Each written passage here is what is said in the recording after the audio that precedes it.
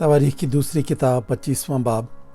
अमसिया 25 बरस का था जब वो सल्तनत करने लगा और उसने 29 बरस यरूशलेम में सल्तनत की।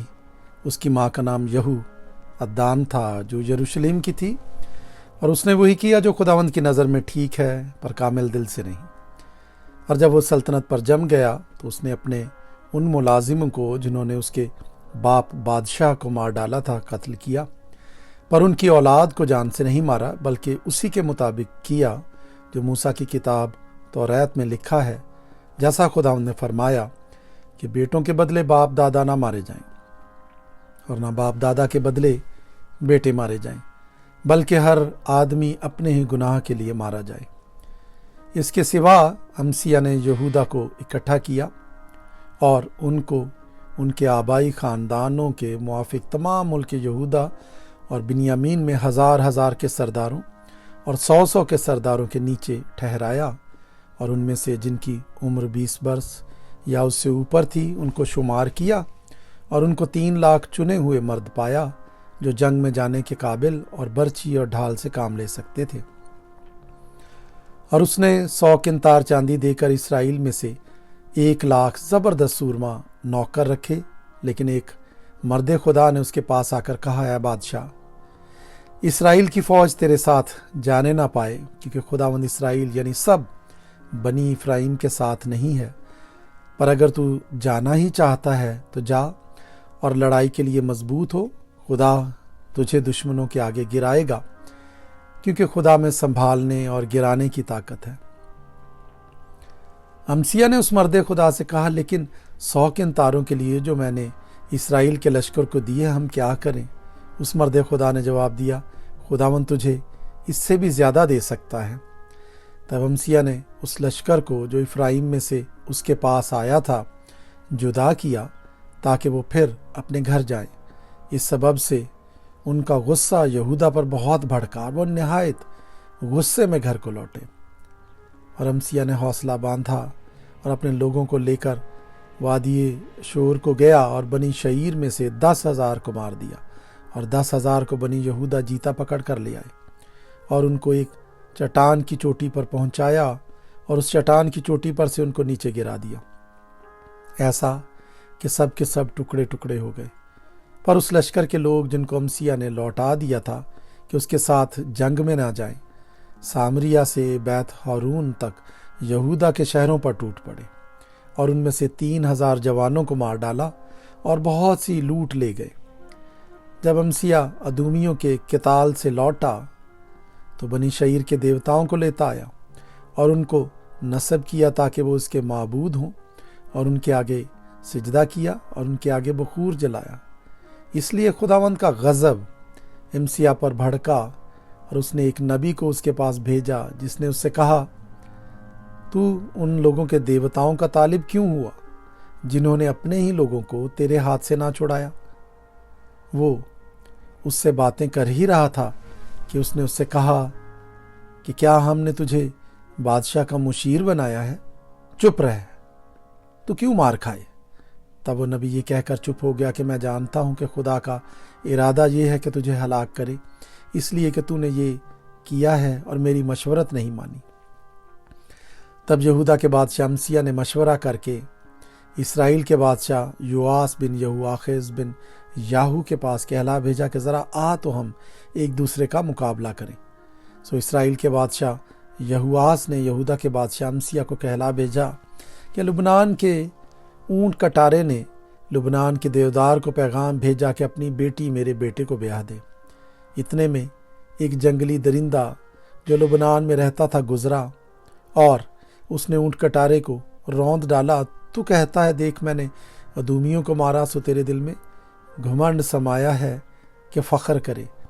घर ही में बैठा रहे तो क्यों अपने नुकसान के लिए दस्त अंदाजी करता है कि तू भी गिरे और तेरे साथ यहूदा भी। लेकिन अमसिया ने ना माना, क्योंकि ये खुदा की तरफ से था कि वो उनको उनके दुश्मनों के हाथ में कर दे, इसलिए कि वो अदूमियों के माबूदों के तालिब हुए थे। सो इसराइल का बादशाह योआस चढ़ाया और वो और शाह यहूदा अमसिया यहूदा के बैत शम्स में एक दूसरे के मुकाबिल हुए, और यहूदा ने اسرائیل کے مقابلے میں شکست کھائی اور ان میں سے ہر ایک اپنے ڈیرے کو بھاگا، اور شاہ اسرائیل یہواس نے شاہ یہودہ امسیہ بن یواس بن یہواخز کو بیت شمس میں پکڑ لیا اور اسے یروشلیم میں لایا، اور یروشلیم کی دیوار افرائیم کے پھاٹک سے کونے کے پھاٹک تک 400 ہاتھ ڈھا دی، اور سارے سونے اور چاندی اور سب برتنوں کو جو عبید ادوم کے پاس خدا کے گھر میں ملے، اور شاہی محل کے خزانوں اور کفیلوں کو بھی لے کر سامریہ کو لوٹا۔ اور شاہ یہودہ امسیہ بن یواس شاہ اسرائیل یواس بن یہواخز کے مرنے کے بعد 15 برس جیتا رہا۔ اور امسیہ کے باقی کام شروع سے آخر تک، کیا وہ یہودہ اور اسرائیل کے بادشاہوں کی کتاب میں قلم بند نہیں ہیں؟ اور جب سے امسیہ خداوند کی پیروی سے پھرا، تب ہی سے یروشلم کے لوگوں نے اس کے خلاف سازش کی، سو وہ لکیس کو بھاگ گیا، پر انہوں نے لکیس میں اس کے پیچھے لوگ بھیج کر اسے وہاں قتل کیا، اور وہ اسے گھوڑوں پر لے آئے اور یہودہ کے شہر میں اس کے باپ دادا کے ساتھ اسے دفن کیا۔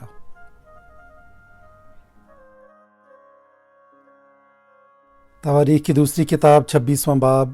تب یہودہ کے سب لوگوں نے عزیہ کو جو 16 برس کا تھا لے کر اسے اس کے باپ امسیہ کی جگہ بادشاہ بنایا۔ اس نے بادشاہ کے اپنے باپ دادا کے ساتھ سو جانے کے بعد ایلوت کو تعمیر کیا اور اسے پھر یہودہ میں شامل کر دیا۔ عزیہ 16 برس کا تھا جب وہ سلطنت کرنے لگا، اور اس نے یروشلم میں 52 برس سلطنت کی۔ اس کی ماں کا نام یکولیہ تھا جو یروشلم کی تھی۔ اس نے وہی جو خداوند کی نظر میں درست ہے ٹھیک اسی کے مطابق کیا جو اس کے باپ امسیہ نے کیا تھا، اور وہ زکریا کے دنوں میں جو خدا کی رویتوں میں ماہر تھا خدا کا طالب رہا۔ جب تک وہ خداوند کا طالب رہا، خدا نے اس کو کامیاب رکھا، اور وہ نکلا اور فلسطینیوں سے لڑا، اور جات کی دیوار کو اور یبنا کی دیوار کو اور اشدود کی دیوار کو ڈھا دیا، اور اشدود کے ملک میں اور فلسطینیوں کے درمیان شہر تعمیر کیے۔ اور خدا نے فلسطینیوں اور جور بال کے رہنے والے عربوں اور معاونیوں کے مقابلے میں اس کی مدد کی، اور امونی عزیہ کو نذرانہ دینے لگے، اور اس کا نام مصر کی سرحد تک پھیل گیا کیونکہ وہ نہایت زوراور ہو گیا تھا۔ اور عزیہ نے یروشلم میں کونے کے پھاٹک اور وادی کے پھاٹک اور دیوار کے موڑ پر برج بنوائے اور ان کو محکم کیا، اور اس نے بیابان میں برج بنوائے اور بہت سے حوض کھدوائے، کیونکہ نشیب کی زمین میں بھی اور میدان میں اس کے بہت چوپائے تھے، اور پہاڑوں اور زرخیز کھیتوں میں اس کے کسان اور تاکستانوں کے مالی تھے، کیونکہ کاشتکاری اسے بہت پسند تھی۔ اس کے سوا عزیہ کے پاس جنگی مردوں کا لشکر تھا جو یابیل منشی اور ماسیہ ناظم کے شمار کے مطابق غول غول ہو کر بادشاہ کے ایک سردار حنانیہ کے ماتحت لڑائی پر جاتا تھا۔ اور آبائی خاندانوں کے سرداروں یعنی زبردست سورماؤں کا کل شمار 2600 تھا، اور ان کے ماتحت 3,07,500 کا زبردست لشکر تھا جو دشمن کے مقابلے میں بادشاہ کی مدد کرنے کو بڑے زور سے لڑتا تھا۔ اور عزیہ نے ان کے لیے یعنی سارے لشکر کے لیے ڈھالیں اور برچے اور خود اور بختر اور کمانے اور فلاخن کے لیے پتھر تیار کیے، اور اس نے یروشلم میں ہنرمند لوگوں کی ایجاد کی ہوئی کلیں بنوائیں تاکہ وہ تیر چلانے اور بڑے بڑے پتھر پھینکنے کے لیے برجوں اور فصیلوں پر ہوں۔ سو اس کا نام دور تک پھیل گیا کیونکہ اس کی مدد ایسی عجیب طرح سے ہوئی کہ وہ زوراور ہو گیا۔ لیکن جب وہ زوراور ہو گیا تو اس کا دل اس قدر پھول گیا کہ وہ خراب ہو گیا، اور خداوند اپنے خدا کی نافرمانی کرنے لگا۔ چنانچہ وہ خداوند کی ہیکل میں گیا تاکہ بخور کی قربان گاہ پر بخور جلائے۔ تب عزریہ کاہن اس کے پیچھے پیچھے گیا، اور اس کے ساتھ خداوند کے 80 کاہن اور تھے جو بہادر آدمی تھے، اور انہوں نے عزیہ بادشاہ کا سامنا کیا اور اس سے کہنے لگے، اے عزیہ، خداوند کے لیے بخور جلانا تیرا کام نہیں بلکہ کاہنوں یعنی ہارون کے بیٹوں کا کام ہے جو بخور جلانے کے لیے مقدس کیے گئے ہیں۔ سو مقدس سے باہر جا کیونکہ تو نے خطا کی ہے، اور خداوند خدا کی طرف سے یہ تیری عزت کا باعث نہ ہوگا۔ تب عزیہ غصے ہوا اور خوشبو جلانے کو بخوردان اپنے ہاتھ میں لیے ہوئے تھا، اور جب وہ کاہنوں پر جھنجھلا رہا تھا تو کاہنوں کے سامنے ہی خداوند کے گھر کے اندر بخور کی قربان کے پاس اس کی پیشانی پر کوڑ پھوٹ نکلا، اور سردار کاہنوں عزریا اور سب کاہنوں نے اس پر نظر کی اور کیا دیکھا کہ اس کی پیشانی پر کوڑ نکلا ہے، سو انہوں نے اسے جلد وہاں سے نکالا، بلکہ اس نے خود بھی باہر جانے میں جلدی کی کیونکہ خداوند کی مار اس پر پڑی تھی۔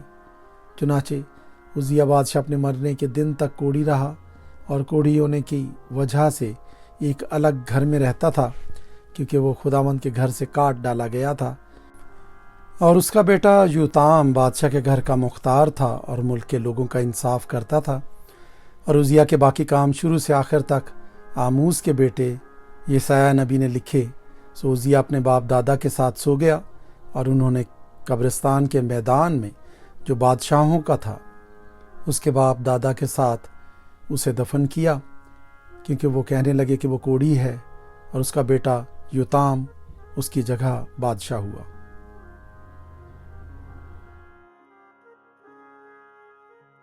تواریخ کی دوسری کتاب 27واں باب۔ یوتام 25 برس کا تھا جب وہ سلطنت کرنے لگا، اور اس نے 16 برس یروشلم میں سلطنت کی۔ اس کی ماں کا نام یوروسا تھا جو صدوق کی بیٹی تھی، اور اس نے وہی جو خداوند کی نظر میں درست ہے ٹھیک ایسا ہی کیا جیسا اس کے باپ عزیہ نے کیا تھا، مگر وہ خداوند کی ہیکل میں نہ گھسا، پر لوگ گناہ کرتے ہی رہے۔ اور اس نے خداوند کے گھر کا بالائی دروازہ بنایا، اور اوفل کی دیوار پر اس نے بہت کچھ تعمیر کیا۔ اور یہودا کے کوہستانی ملک میں اس نے شہر تعمیر کیے، اور جنگلوں میں قلعے اور برج بنوائے۔